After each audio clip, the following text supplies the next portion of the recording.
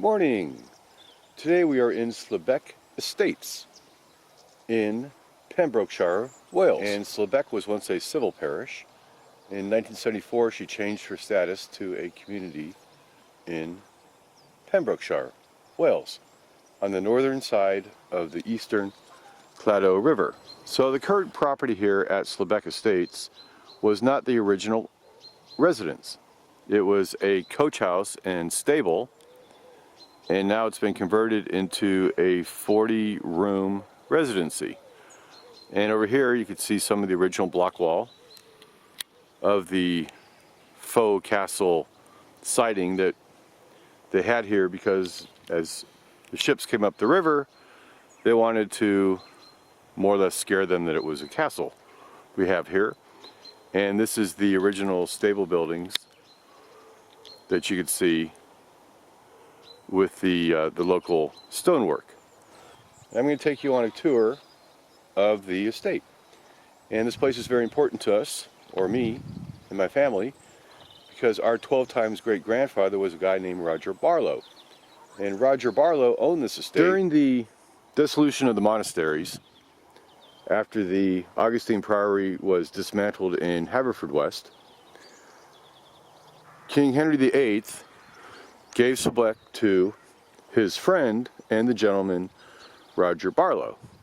And Roger Barlow is our 12 times great-grandfather, and he was a merchant down in Seville, Spain, and he joined Sebastian Cabot on Sebastian's voyage to the West Indies and unfortunately just South America in 1526.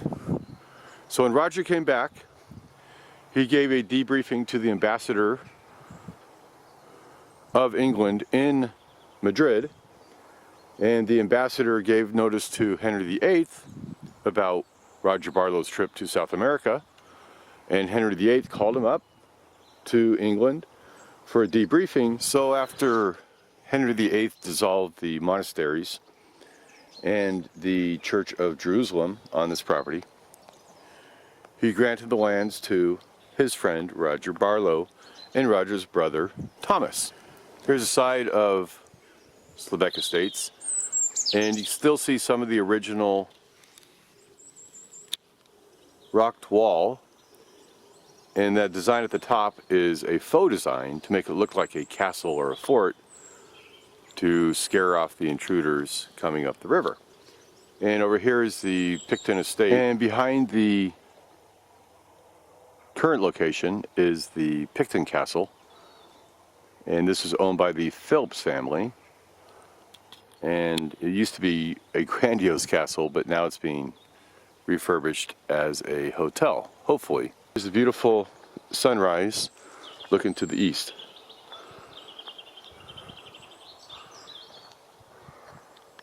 So this is the river Claddagh, and it leads from the ocean. It's a tidal river, and it heads upstream to the town of Haverfordwest, which was to become a booming trading economy for the Flemish. And so we'll take this path up here, and we'll take you to one of the oldest churches you may ever see. So we continue this way down our path, and I'll tell you a little bit about what we're going to find. So the estate was owned by the Knights of St. John. Starting in the 6th century, Slebech was one of Wales's most important religious houses and most important meeting points for pilgrims on the way up to the cathedral at St. David's. It's been visited by kings and queens of England, including William the Conqueror, Henry II, Edward I, and his wife, Queen Eleanor. So the estate was a hospice estate and divided into male and female. And there's even a beggar's field for poor people separated from rich people, and diseased people from well people. And Slebech was the meeting place for the Crusaders as they headed up to St. David's Church. And St. David's Church is so important that instead of just one pilgrimage you would take to Rome, you would only have to take 2 pilgrimages to be saved. This is the church on the grounds of Slebech, and it was built in the year 1161.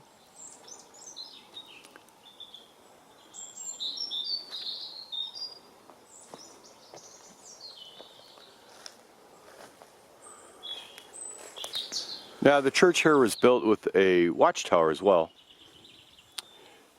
and Slebech is said to be from the Viking word stony beach, and the Vikings probably sailed up through Slebech on their way to Haverfordwest on raiding parties. During the 13th and 14th centuries, this was the home to the most powerful monastic foundation in Wales, with substantial lands across the country.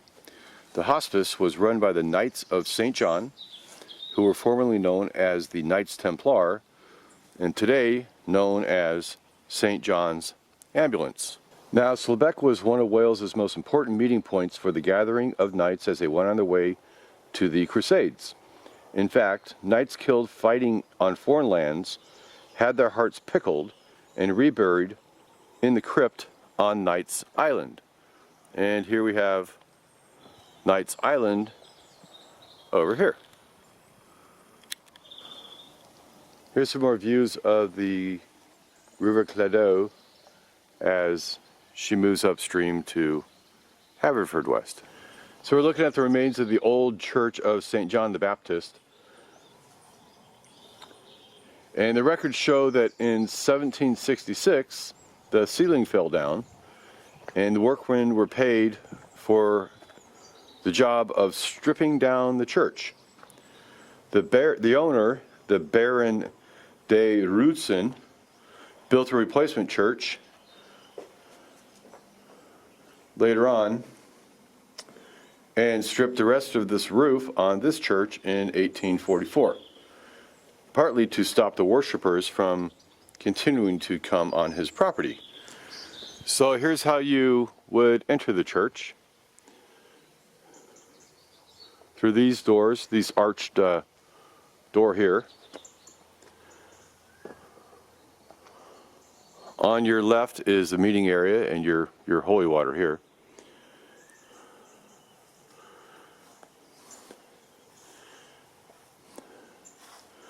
And up here is the nave and the main altar, which looks east.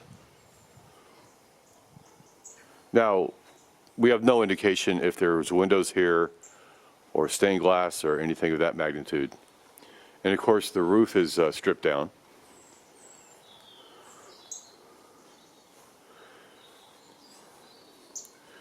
And here's the cutout where you'd have your cross and your ornaments. So this is the old St. John the Baptist Church, built in 1161 on the site of Slebech Park Estates. And here is a tower that was built to stand watch to look for invading ships coming up the Cleddau River.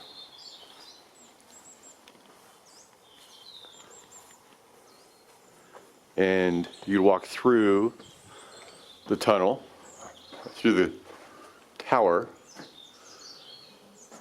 but we cannot get to the top.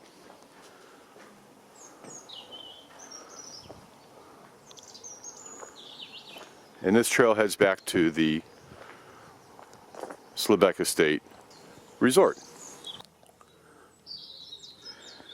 So the Barlow family continued to own Slebech until the 18th century.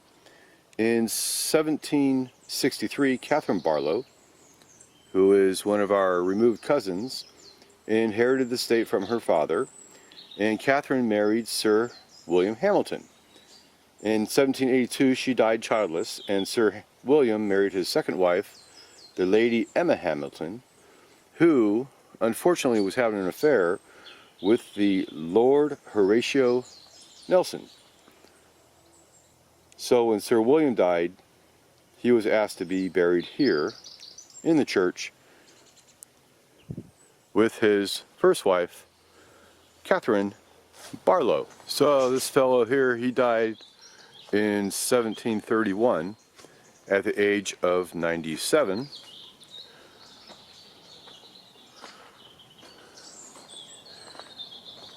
And we have some other old headstones. Here's a tower at the church, and it was built here after the Norman Conquest, of course, to watch for ships coming up the river.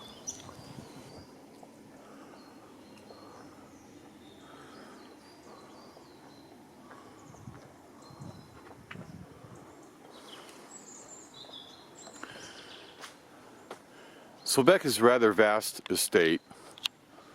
Consists of 650 acres. Now here's some of the marshes, the marshland around the river. And out here is the island where they would bury the Crusaders. Here, but in the last couple hundred years, the owners would simply just bury their dogs here. So dogs and Crusaders on the same island.